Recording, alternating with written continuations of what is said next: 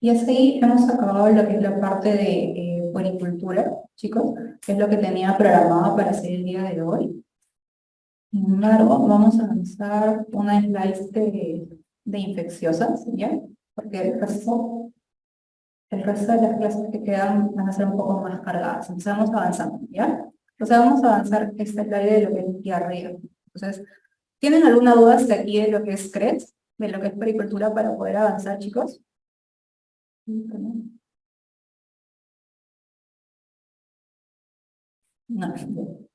Entonces, vamos a avanzar lo que es aquí.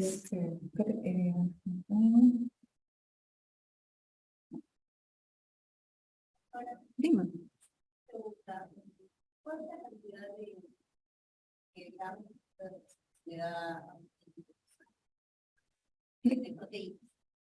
de qué?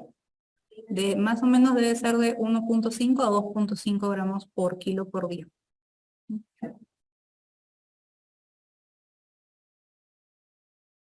Chicos, vamos a hablar de diarrea, ¿ya? En el caso de las infecciones gastrointestinales en niños, tenemos que la diarrea es una de las más prevalentes, justo con las infecciones respiratorias altas, sobre todo. ¿Ya? Entonces, ahora que vamos a hablar de diarrea, tenemos que conocer de que hay muchas definiciones y que hay que estandarizarlo porque a veces las papás se asustan, ¿no? Sobre todo ahorita que hemos visto lo de la lactancia materna. Entonces, clásicamente decíamos de que diarrea es cuando hay 3 deposiciones o más al día. Entonces, ahí, 24 horas, 3 deposiciones o más es diarrea según los libros más clásicos. Hoy en día manejamos otro tipo de conceptos también, o sea, adicional a eso, que es que si yo tengo alguna variación en las deposiciones normales de mi niño, que salen de lo que hace todos los días, ya puedo hablar de diarrea, a pesar de que solamente lleve, por ejemplo, una deposición. Entonces, ¿cuáles son estas variaciones? Que disminuya la consistencia. ¿Qué quiere decir? Si todos los días hace pastoso y ahora está haciendo líquido, semilíquido. O que aumente la frecuencia. Hay niños que son constipados, que son muy constipados, que solamente van al baño una vez cada 2 días, una vez cada 3 días, y si ya empiezan a hacer líquido, empiezan a hacer todos los días, ya puedo yo suponer que en realidad están atravesando un proceso infeccioso y no como tal es un ritmo normal. ¿Ok? Entonces, ese es en el caso de lo que sería la definición. Una vez que ya yo sé cuál es la definición, le tengo que preguntar cuánto tiempo lleva haciendo diarrea mi paciente. Entonces, dentro del tiempo tenemos los pacientes que tienen menos de 2 semanas con este cuadro, que son los agudos, ¿ok? Entonces, estos que vienen con 1, 2, 3 días entran acá en este agudo. Luego tenemos los que pasan las 4 semanas, y estos serán los pacientes que tienen diarreas crónicas, que tienen causas ya más especiales, ahorita las vamos a ver. Y finalmente tenemos los pacientes que tienen diarrea persistente, que son los que están entre uno y otro, entre los 2 y las 4 semanas. ¿Ok? Entonces, en el caso de las diarreas agudas, por lo general son diarreas infecciosas. ¿Ok? Entonces, son diarreas infecciosas. Ahorita vamos a ver las causas. Luego tenemos las persistentes, y las persistentes suelen ser diarreas postenteríticas o posentéricas. ¿Qué significa esto? Estos son procesos desarrollados a partir de una diarrea aguda, y las diarreas agudas, por el daño a las microvellosidades que tiene el intestino, que suelen quedar dañados, producen cuadros transitorios de malabsorción. Es decir, a mí me ha afectado, por ejemplo, Shigella, rotavirus, lo que ustedes quieran. Y durante ese proceso mis vellosidades se han aplanado, se han dañado. Entonces, a pesar de que el rotavirus, la Shigella, sale de mi cuerpo y yo ya estoy mejor, mis vellosidades, al no estar al 100%, no absorben bien todavía los nutrientes. Y al no absorberlas adecuadamente, se siguen perdiendo como diarrea. Entonces, esa es una diarrea posenterítica, posterior al daño de una infección aguda. Y eso puede durar un poquito más, puede durar 2 a 4 semanas. Es por eso que hace que la diarrea se perpetúe un poquito en el tiempo, ¿ok? Entonces, ¿qué es lo que tengo que ver asociado a eso? Que solamente sea diarrea y que el estado general sea bueno. Si el estado general es bueno y el niño ya no tiene fiebre, no tiene vómitos, muy probablemente es una persistente. Sin embargo, si el paciente ya pasa las 4 semanas, sigue haciendo diarrea, el flujo no mejora, al contrario, quizás aumenta, y asociado a esas diarreas hay otro tipo de síntomas, como por ejemplo síntomas respiratorios, por ejemplo, síntomas de dispepsia, por ejemplo, síntomas de infecciones de la piel, infecciones respiratorias a cada rato, ya yo estoy dentro del juego de las crónicas, y las crónicas ya tienen causas más especiales. Por ejemplo, las enfermedades inflamatorias intestinales, como por ejemplo el Crohn y la colitis ulcerosa. No son extrañas en pediatría, cada vez se ven más. Estos producen diarreas crónicas. ¿Qué más? La fibrosis cística. La fibrosis cística que viene acompañada con las infecciones respiratorias y la acumulación de secreciones. Eso también produce diarrea crónica con mayores antecedentes, ¿no? Como por ejemplo que el niño se haya demorado mucho en hacer el meconium, entre otros. Algo que vemos también cada vez con mayor y mayor incidencia son las alergias alimentarias. Las alergias alimentarias, y a la cabeza está acá la APLB, que es la alergia a la proteína de la leche de la vaca. Justamente la proteína que está en las fórmulas que acabamos de ver hace un rato, o que vendría a estar presente también por traspaso de la dieta de la madre hacia el bebé. Entonces, esos son niños que desde que empiezan a tomar algún tipo de fórmula reaccionan muy mal. Si bien es cierto que las fórmulas de por sí pueden dar cierto grado de estreñimiento, pueden dar algún tipo de malestar, de dispepsia, los pacientes que tienen alergia a la proteína de la vaca no solamente hacen vómitos persistentes, sino que no aumentan de peso, hacen reacciones a nivel dérmicas, hacen infecciones respiratorias tipo broncoespasmo, hacen todo un componente alérgico en el cuerpo, asociado a eosinofilia en el hemograma, inmunoglobulina E, que es la inmunoglobulina de las alergias muy elevadas, entre otros. Entonces, estos pacientes también cursan con esa diarrea perenne, ¿no? Crónica. Entonces, cada vez más frecuente por el uso de las fórmulas se puede tener. Entonces, esa es la persistente, esa es la crónica, y ahora sí veamos la aguda, que es finalmente la que lleva a los niños casi siempre a la emergencia.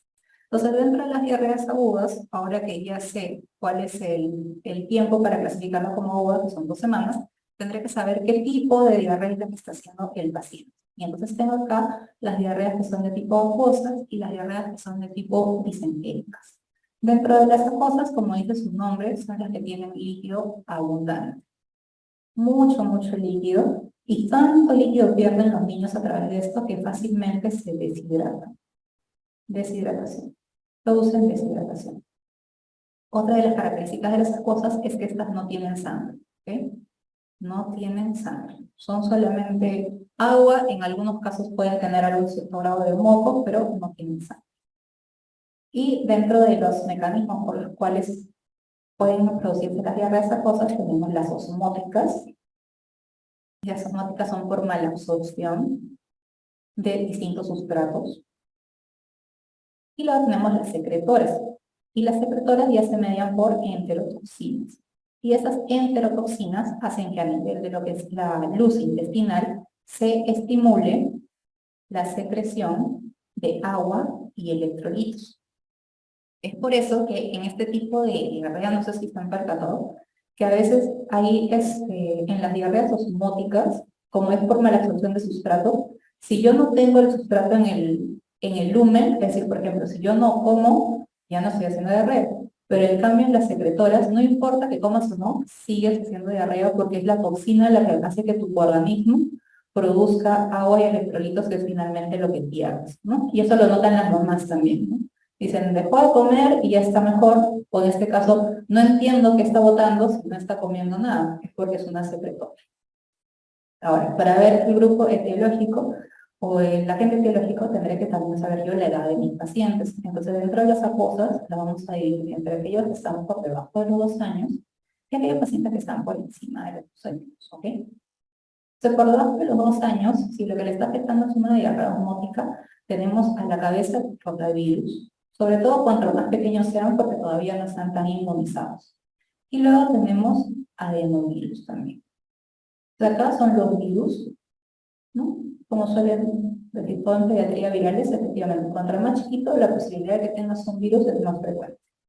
Y si estás por encima de los 2 años, muy probablemente lo que tengas es un parásito que no está dejando de que se absorba bien ahí algo, o incluso el uso de algunos medicamentos, como por ejemplo el de lactulosa, que justamente esa es su definición. La lactulosa es un diurético, es un laxante osmótico que no se absorbe en el lumen. Entonces, así es un mecanismo por el cual produce que uno regule su concentración. Entonces, esto es para las osmóticas. Y para las secretoras, si eres muy pequeñito, muy probablemente lo que tengas es fibrio por el AE, que cada vez se ve menos. Y si ya estás más grandecito por encima de los 2 años, puede ser la E. coli enterotoxigénica o puede ser Shigella. Con lo cual me doy cuenta que Shigella también puede producir diarrea acuosa, ¿ok? Pero no es por lo que la vamos a reconocer. Entonces, pero sí es una opción. Y luego tenemos las diarreas disentéricas. Y las diarreas disentéricas sí son estas las que son más estrepitosas y las que vienen con sangre sobre todo. Esa es una mejor definición. Pero pueden venir también con pus y con moco. Incluso con pus. Y aquí, a diferencia de las acuosas, el contenido es pequeño, es poco. Es de regular a poca cantidad. Es de regular a poca cantidad. ¿Y por qué producen justamente esta sangre, este tipo de deposiciones? Porque su mecanismo es distinto. Su mecanismo es la invasión y la destrucción de la mucosa intestinal. De la mucosa intestinal, sobre todo a nivel de lo que sería colon e hígado. Y al invadir y al destruir, pues produce sangre, ¿no? Y esto es lo que nosotros podemos ver. Muchas veces como rasgos, muchas veces también se ve como sangre líquida, ¿no? Y aquí tenemos también el agente etiológico. Dependerá mucho de la edad de los pacientes. Entonces tenemos que por debajo de los 2 a 5 añitos, y pongo 2 a 5 añitos porque algunas bibliografías que hablan justamente de 5 como máximo, y después tenemos más de 2 a 5 años, ¿ok? Entonces, en los niños más pequeñitos, si yo veo diarrea con sangre, lo primero que tendré que pensar es que lo que tiene el paciente es Campylobacter. Sobre todo también si en la pregunta me dan datos adicionales, como por ejemplo, ave de corral, perros, palomas, ¿sí? Muy transmitido el Campylobacter por este tipo de animalitos, ¿ya? Pero si te hablan de diarrea con sangre en un niño chiquito, por debajo de 2 años, es Campi. Si es más grande, si está por encima de los 2 a 5 añitos, ya mi agente será otro. En este caso será Shigella de tipo Leishmania. Y aquí acuérdate algunas cositas. Por ejemplo, si me preguntan en líneas generales, ¿cuál es la causa de la diarrea disentérica en pediatría? Secas, sin importar el grupo etario, ¿cuál será qué marcarían? ¿Campylobacter o Shigella? Shigella, ¿no? Porque hay más gente, más niños de entre los 2 a los 18 años que entre los 2 y los 0 años, ¿no? Entonces, un sistema de epidemiológico, Shigella siempre es la más frecuente. A nivel viral, la causa más frecuente de diarreas en niños, a secas así, es rotavirus, ¿ok? Rotavirus es la causa más viral, más frecuente de diarrea en pediatría. ¿Mm? Mm. Mm. Y lo que sigue, vamos a terminarlo, es el tema de lo que es el diagnóstico. Entonces, en el diagnóstico de diarrea, lo primero que tengo que ver siempre es la clínica, que es lo que acabamos de ver ahorita, ¿verdad? Ver cómo ha sido el curso de la enfermedad del paciente. Lo segundo, el examen físico. Y en el examen físico, más allá de los datos de la diarrea, lo que yo voy a buscar son signos de deshidratación, ¿ya? Porque siempre hay que tenerlo en cuenta. En el tema de diarrea, el niño no se va a complicar por la diarrea, ni porque tenga 2 o 3 días de diarrea, se va a complicar por la deshidratación. Si no puede beber líquidos, es aquí donde va a estar la causa finalmente de internamiento, ¿ok? Entonces eso. Tercero, dependiendo de lo que yo tenga en la mano y dependiendo de la causa, de la sospecha diagnóstica de mi paciente, yo podré hacer uso de una reacción inflamatoria, sobre todo si sospecho que esto ya no sea viral, sino que sea bacteriano, y quiero, como se llama, iniciar tratamiento antibiótico, y en este caso también tendré el uso de hipercultivo, Recuerda que en la reacción inflamatoria, más de 10 leucocitos por campo ya me habla de una reacción inflamatoria positiva, aunque también depende del laboratorio, pero más de 10, y tendré que enviar un coprocultivo si es que ya pienso cubrir con antibióticos, ¿ok? Y sobre todo porque acá mi sospecha es que sea bacteriano, ¿ok? ¿No? Las sospechas virales y en niños que tienen buen estado general no necesitan mayores estudios, ¿ok? Bien. Las complicaciones ya las habíamos mencionado. La primera de la cabeza es la deshidratación. La deshidratación es la primera causa, pero también, dependiendo de qué tipo de infección tenga, pueden producir sepsis, shock, trastornos hidroelectrolíticos, etc. Así digamos lo que es el tratamiento. Entonces, si la primera causa de complicación de estos niños es la deshidratación, el primer tratamiento que yo tendré que tener en cuenta será rehidratarlos, ¿verdad? Rehidratarlos.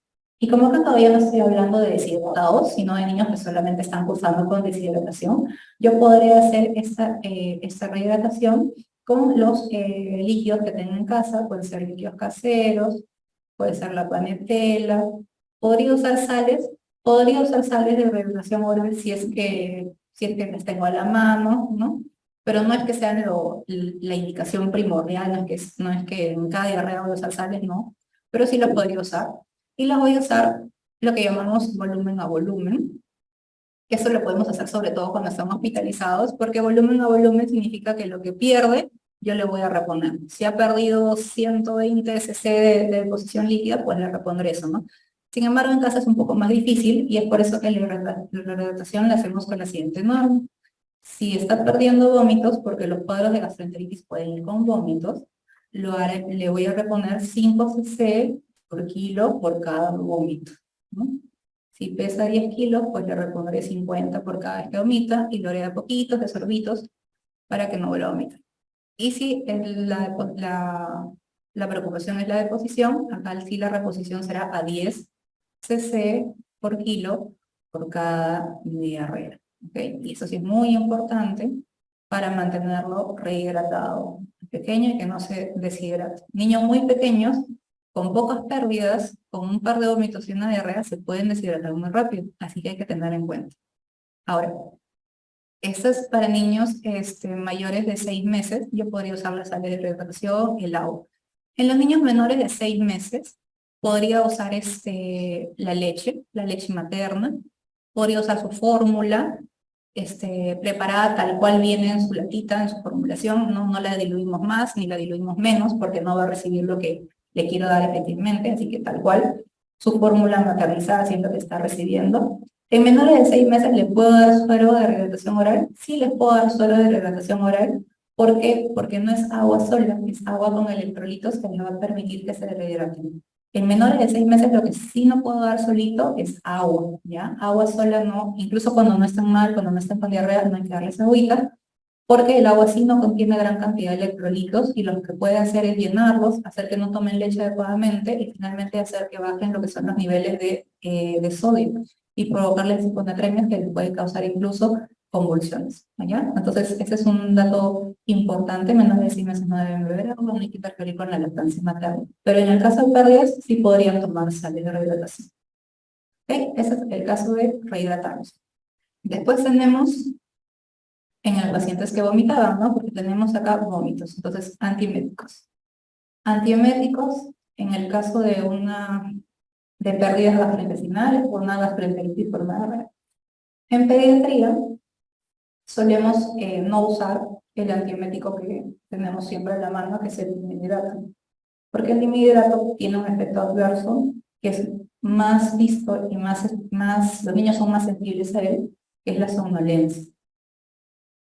Entonces, al usar dimihidrato, que es el popular Cravol, el niño que de por sí ya está teniendo muchas pérdidas, va a tener mucho sueño, no va a tomar agua adecuadamente y se va a deshidratar más rápidamente. Incluso a veces los padres dicen, bueno, se ha quedado dormidito, no debe estar mejor, está más tranquilo, y en realidad se está deshidratando. Entonces, dimihidrato solemos no usar. que sí podemos usar, sobre todo si ya lo tenemos con nosotros en observación, ondansetron. Ondansetron es 0,15 miligramos por kilo por dosis. En el caso de pediatría, es un buen antiemético con buenos perfiles de seguridad, ¿ok? No produce estos efectos adversos como somnolencia. ¿Con quién sí tengo que tener cuidado con el ondansetron? Con los cardiopatitas, ¿ya? A ellos sí hay que darles con mucho cuidado.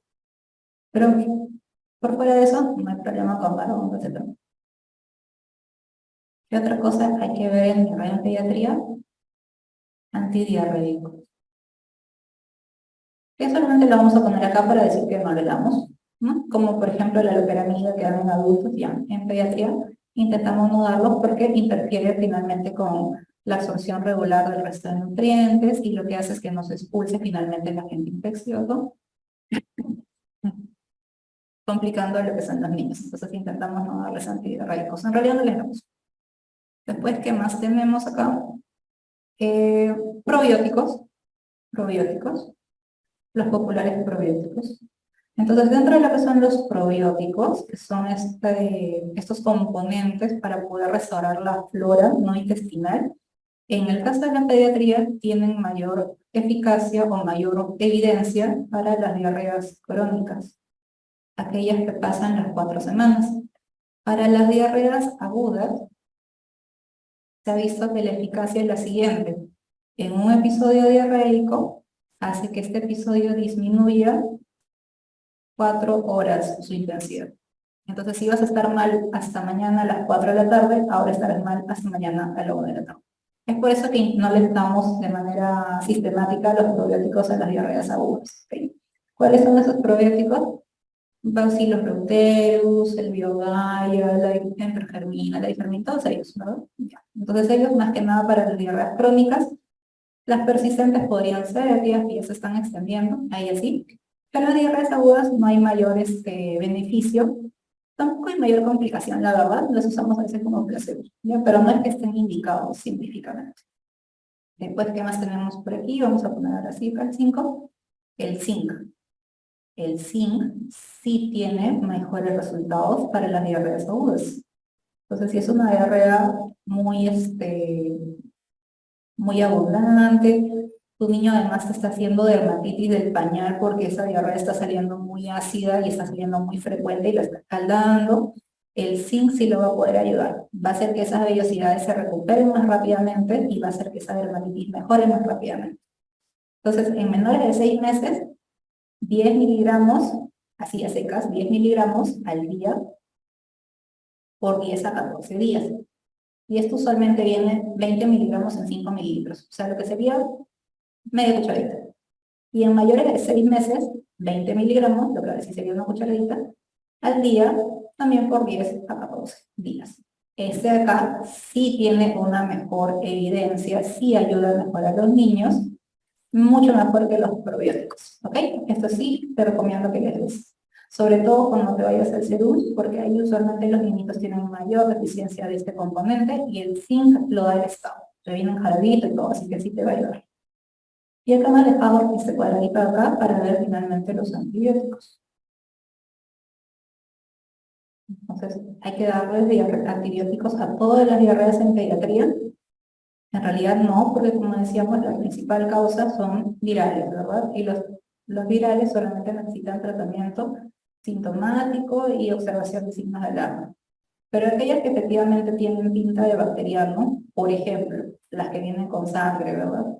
Las que vienen con sangre, las que son disentéricas, o las que ya yo les hice una reacción inflamatoria y me ha salido positiva, estas sí necesitan que se les inicie tratamiento antibiótico. Y en el caso de la diarrea aguda en pediatría, el antibiótico por excelencia, o el grupo de antibióticos por excelencia que cubre mejor, serán los macrólidos. ¿Okay? Serán los macrólidos. Y a la cabeza tenemos aquí la cipromicina, porque por su facilidad en la administración, ¿verdad? Se aplica una vez al día, por 5 días, y con eso ya tenemos el tratamiento completo. ¿Cómo le vamos a dar? El primer día le daremos 10 miligramos por kilo al día, Y luego, del día 4 al día 5, le vamos a dar 5 miligramos por kilo al día. Y con eso ya tendríamos toda la dosis del tratamiento y vamos a abarcar tanto Canfi como Shigella. ¿Ok? Y si has tenido la facilidad de has podido hacer un copro, mejor todavía para ver efectivamente quién es el que le está haciendo daño a tu niño.